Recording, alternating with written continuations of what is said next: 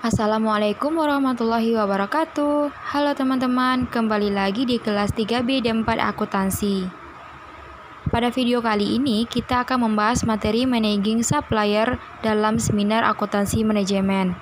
Video kali ini akan dibawakan oleh kelompok 6 yang beranggotakan saya, Vice Indriani, BP 191102-1002, Prima Widitya Leoni, BP 191102-1004, Widya Lestari, BP 191102-1017, dan Tita Wulandari, BP 191102-2014. Kali ini kita akan membahas sebuah artikel yang berjudul Risiko Rantai Pasokan di Lingkungan yang Bergejolak, Model Konseptual untuk Mengelola Risiko Jaringan Rantai Pasokan. Pertama kita akan membahas bagian perkenalan, di mana ini akan membahas Supply Chain Management. Sebelum kita masuk ke pengertiannya, terlebih dahulu kita harus tahu dan mengerti apa yang dimaksud dengan supply chain atau rantai pasok. Rantai pasok ini adalah sebuah sistem yang terdapat di suatu organisasi untuk mengatur segala hal yang berkaitan barang dan jasa atau perpindahan dari pemasok ke customer, dan salah satu fungsi pengaturan yang dilakukan adalah pengaturan risk atau risk management. Supply chain ini semua aktivitas sejak material dari pihak supplier, kemudian material itu diolah menjadi produk setengah jadi atau produk jadi, sampai produk didistribusikan ke konsumen. Itulah yang disebut dengan rantai pasok. Nah, menurut Nager et al. 2009 pada artikel ini, Supply Chain Risk Management adalah atau SCRM, yang berarti manajemen risiko rantai supplier, merupakan bidang yang penting dan ditujukan untuk mengembangkan pendekatan untuk identifikasi, penilaian, analisis, dan penanganan area kerentanan dari risiko di supply chain atau SC atau rantai pasokan. Sedangkan menurut Junipero dan El Tantawi 2004, ia mendefinisikan bahwa supply chain risk management ini adalah proses formal yang melibatkan mengidentifikasi potensi kerugian, memahami kemungkinan potensi kerugian, dan menetapkan signifikan kerugian. Terdapat 5 komponen dalam supply chain ini. Itu ada supplier, manufaktur, distributor, retail outlets, dan customer. Di mana supplier ini sama-sama sudah kita ketahui bahwa supplier adalah penyedia bahan pertama dalam bentuk bahan baku, bahan mentah, bahan penolong, bahan dagangan, suku cadang, atau sebagainya. Sedangkan manufaktur adalah sebuah pekerjaan yang membuat, memfabrikasi, mengassembling, merakit, atau menyelesaikan barang atau yang sering kita sebut dengan finishing. Sedangkan komponen yang ketiga yaitu distributor, di mana distributor ini merupakan barang jadi yang sudah dihasilkan oleh manufaktur tadi, sudah harus mulai disalurkan kepada pelanggan. Selanjutnya ada retail outlets. Itu adalah wholesaler, biasanya punya gedung yang digunakan untuk menimbun barang sebelum disalurkan ke pihak pengecer. Dan yang kelima itu customer. Ini dari raraknya para pengecer ini menawarkan barangnya langsung kepada pelanggan atau konsumen. Menurut Norma dan Johnson 2004, dalam penelitiannya dia mengatakan tren yang meningkatkan eksposur terhadap risiko itu ada beberapa hal seperti peningkatan penggunaan outsourcing, globalisasi, pengurangan basis pemasok, pengurangan buffer, peningkatan permintaan untuk pengiriman tepat waktu, siklus hidup produk yang lebih pendek, meningkatkan pentingnya manajemen risiko rantai supply. Saat ini, SCRM berusaha untuk mengukur atribut pemasok atau struktur SC untuk membandingkan pemasok dan memprediksi gangguan yang akan digunakan untuk menyiapkan strategi mitigasi dan respon yang tepat terkait dengan pemasok ini. Supply Chain Risk Management atau SCRM ini adalah bidang baru yang saat ini masih kacau dan tidak teratur. Beberapa klasifikasi risiko dan metodologi yang berbeda dan sering berfokus pada prediksi peristiwa yang mengganggu, bukan pada akar penyebabnya. Pendekatan komprehensif terhadap supply chain risk management ini harus mencakup turbulensi terkait pemasok serta berbagai sumber ketidakpastian karena atribut pemasok seperti strategi, struktur, dan kinerja. Untuk lebih lanjutnya, kita akan membahas bagaimana tujuan dan manfaat dari supply chain management ini dalam pengaplikasiannya. Nah, setelah kita mengetahui apa itu supply chain management, kita juga harus mengetahui tujuan dari supply chain management ini apa. Nah, yang pertama adalah penyerahan atau pengiriman produk itu dilakukan secara tepat waktu. Kenapa? Karena kan ini adalah sebuah sistem yang mengorganisasikan atau mengatur gitu Pak, segala macam yang berkaitan dengan barang dan jasa, sehingga otomatis pengiriman produknya menjadi tepat waktu. Yang kedua adalah ya dengan hal organisasi tersebut jadinya mengurangi waktu dan biaya dalam pemenuhan kebutuhan. Lalu yang ketiga, hal-hal ini, sistem ini memusatkan kegiatan perencanaan dan distribusinya. Lalu, yang keempat adalah pengelolaan persediaan manajemen yang baik antara pemasok dan konsumen. Tentunya tadi, karena sistem tersebut, maka pengelolaan persediaan manajemennya menjadi baik, begitu. Nah, kita telah mengetahui tujuan pengertiannya dari supply chain management. Tentunya sistem ini memiliki manfaat. Jadi berikut adalah manfaat supply chain management. Yang pertamanya, dengan adanya supply chain management yang baik ini, maka kinerja perusahaan akan semakin baik begitu ya. Akan semakin terarah dan memberikan keuntungan tentunya bagi perusahaan, supplier maupun konsumen. Kemudian dengan adanya sistem ini, perusahaan mampu mengelola aliran barang atau produk dalam suatu rantai suplainya. Kemudian, sistem ini menyediakan struktur yang memungkinkan proses implementasi rencana dapat dijalankan dan menyediakan sistem untuk melaksanakan proses serta implementasi dari perencanaannya. Lalu, sistem ini juga menjadikan aktivitas perusahaan yang lebih terstruktur ya, terorganisasi, terkoordinasikan, terjadwal, dan terpadu, sehingga keseluruhan proses akan menjadi lebih efektif dan efisien. Supply Chain Risk Management atau SCRM ini adalah sebuah manajemen dengan risiko pada rantai pasok yang kegiatannya berupa identifikasi risiko, penilaian risiko, analisis risiko, treatment risiko, untuk mengurangi risiko tersebut. Saat ini persaingan di dunia bukan lagi antar individu perusahaan, melainkan antara sistem chain-nya ini. Oleh karena itu, untuk memahami posisi perusahaan, jaringan yang besar harus dipelajari karena kualitas, biaya, serta risiko produk, atau juga layanan yang ditawarkan di pasar bukan hanya fungsi dari perusahaan tertentu. Nah, manajemen dari supply chain ini efektif, tapi bukanlah dari tugas yang mudah karena pemimpin pasar harus menghadapi dan mengatasi banyak faktor, seperti faktor turbulensi yang berbeda, serta masalah dan hubungan individu yang masing-masing pemasok. Akibatnya, sistem ini efektifnya jarang direalisasikan sepenuhnya dalam praktiknya.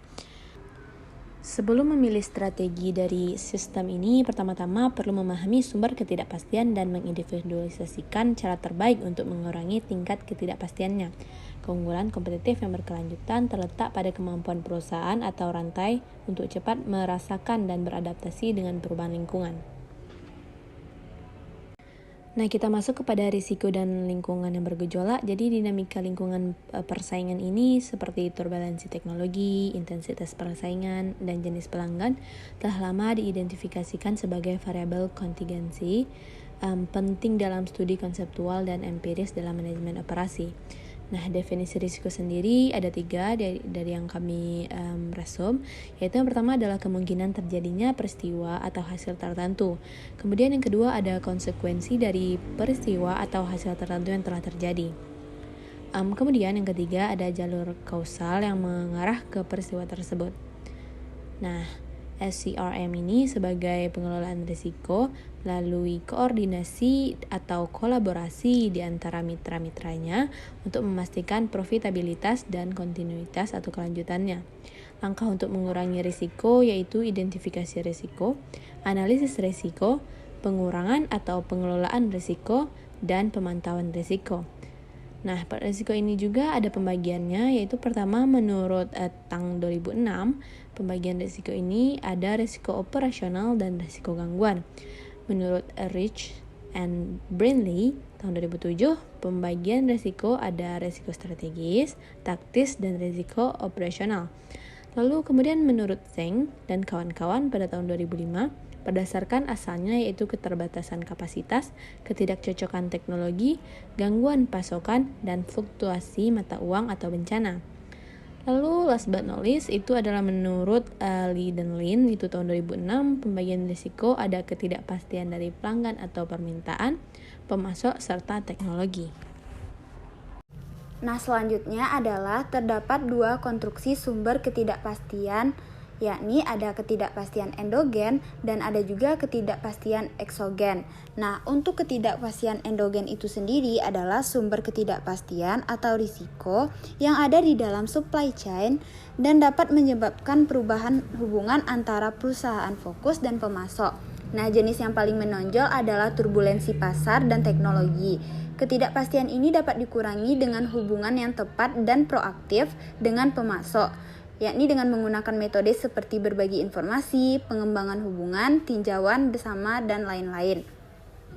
Nah, untuk ketidakpastian eksogen itu sendiri adalah sumber ketidakpastian atau risiko yang berasal dari luar supply chain dan disarankan juga untuk membagi lebih lanjut risiko ini menjadi dua jenis yang paling menonjol, yakni peristiwa terpisah, misalnya serangan teroris, penyakit menular, pemogokan pekerja, dan risiko berkelanjutan seperti tingkat inflasi, perubahan indeks harga konsumen. Nah, ketidakpastian ini umumnya tidak dapat dikurangi, namun struktur rantai yang tepat dapat memungkinkan ketahanan dan respon yang lebih cepat atau bahkan sebagian proaktif. Nah, jadi kapan kondisi ketidakpastian endogen ini?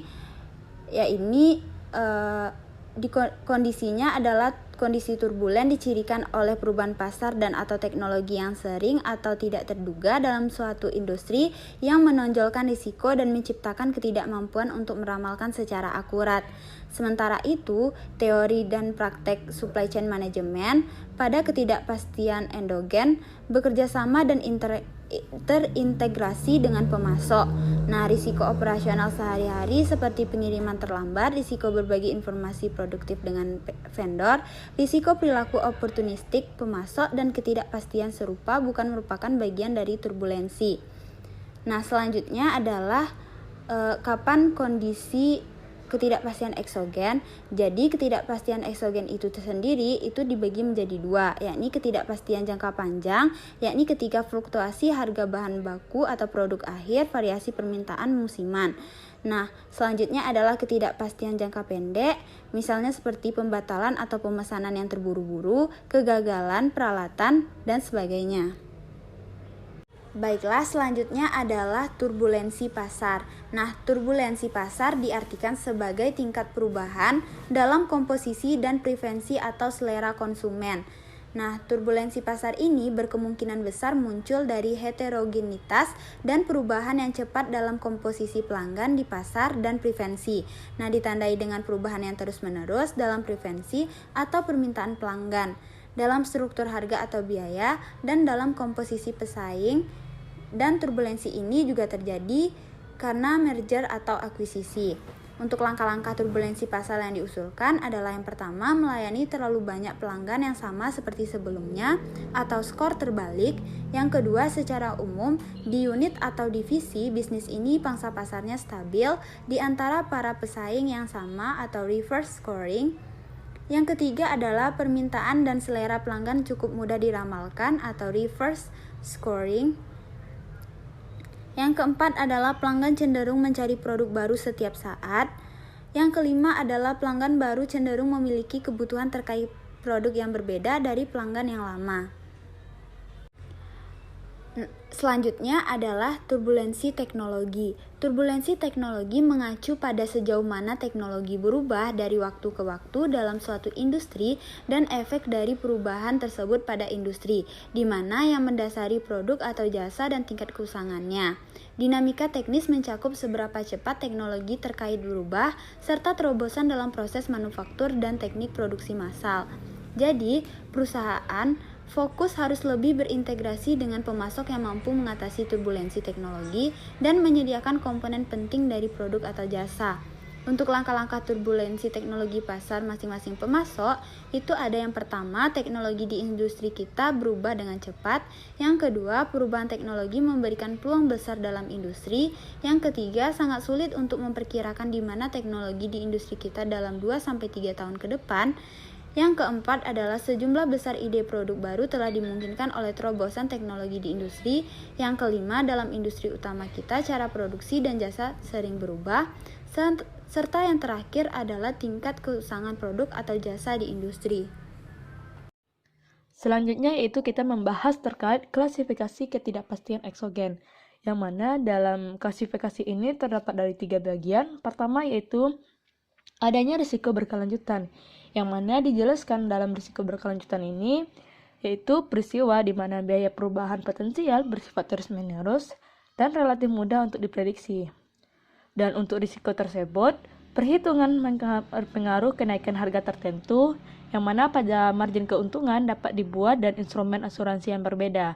Misalnya, kontrak berjangka dan kontrak berjangka yang dapat mengurangi volatilitas harga yang dapat diatur terlebih dahulu.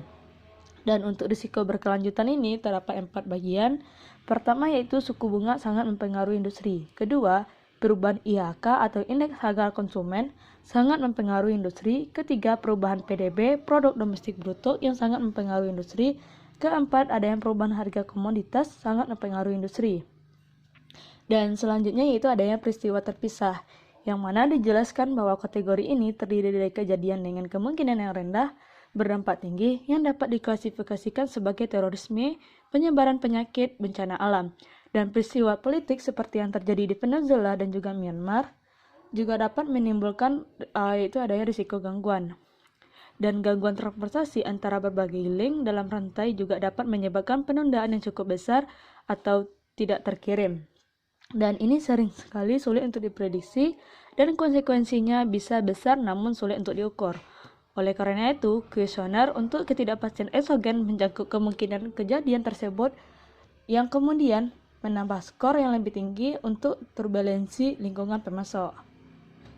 Ketiga yaitu adanya risiko diskret, yaitu pertama adanya potensi gangguan SC besar karena masalah regulasi yang tinggi. Kedua, potensi gangguan besaran SC karena bencana buatan manusia, misalnya terorisme dan ketidakstabilan politik yang tinggi.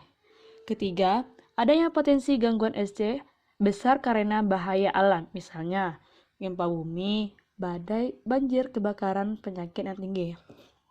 Keempat yaitu adanya potensi gangguan SC yang besar akibat gangguan transportasi seperti kecelakaan, pemogokan serikat transportasi, dan lain sebagainya. Kelima, adanya potensial gangguan SC besar karena peristiwa diskret lain yang tinggi. Selanjutnya kita masuk pada manajemen portofolio pemasok, yang mana dalam posisi pemasok ditentukan oleh 2 faktor. Pertama yaitu adanya kinerja pemasok dalam rantai, kedua turbulensi lingkungan tempat ia beroperasi. Dan untuk mengamankan kinerja yang memuaskan dari pemasok, perusahaan fokus harus bergantung pada mekanisme kontrol yang berbeda tergantung pada tingkat ketidakpastian lingkungan. Yang mana dalam kombinasi pemasok yang paling diinginkan bergantung sesuai dengan teori kontegrasi pada lingkungan operasi pemimpin SC, strateginya, dan juga jenis SC yang terlibat. Dan untuk perubahan inovatif, kombinasi yang tepat akan mencangkup beberapa bintang atau bahkan juga penjaga. Sedangkan untuk memimpin biaya, proporsi batu yang lebih besar mungkin itu lebih cocok. Dan untuk pembahasan terakhir yaitu adanya kasus, risiko supply, dan turbulensi di SC otomatis. Dan alasan untuk pengukuran kinerja pemasok diilustrasikan oleh penelitian dalam industri otomotif. Pertama yaitu adanya hubungan antara pemasok dan produsen mobil yang berkembang baik dan cukup stabil. Kedua, pemasok mewakili keragaman industri yang luas sehingga kesimpulan dapat digeneralisasikan ke berbagai bisnis. Ketiga, hasilnya sesuai dengan basis pengetahuan yang ditetapkan. Keempat, jumlah pemasok di industri otomotif yang besar. Dan untuk menambah pentingnya evaluasi kinerja dan juga risiko.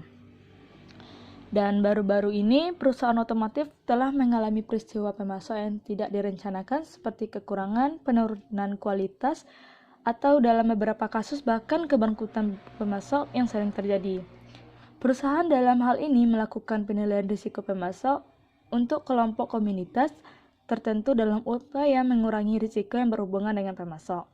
Dan tujuannya tersebut yaitu pertama untuk menilai semua kriteria yang berkontribusi terhadap risiko pemasok. Kedua, untuk menerapkan langkah-langkah mitigasi dengan pemasok yang teridentifikasi. Dan untuk pendekatan penilaian risiko dapat diambil untuk mengukur karakteristik dan juga kinerja pemasok, yang mana dalam penilaian dilakukan sebagai kombinasi dari wawancara dan juga survei online, yang memungkinkan organisasi tersebut untuk menilai kelompok besar pemasok dalam jangka waktu yang singkat.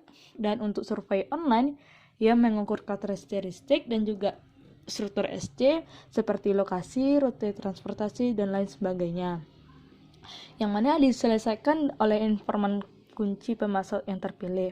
Dan untuk analisis risiko juga menilai pasar pemasok dan turbulensi teknologi serta ketidakpastian eksogennya. Baiklah, sekian presentasi dari kelompok 6. Semoga ilmu yang kami berikan bermanfaat. Sekian, terima kasih. Assalamualaikum warahmatullahi wabarakatuh.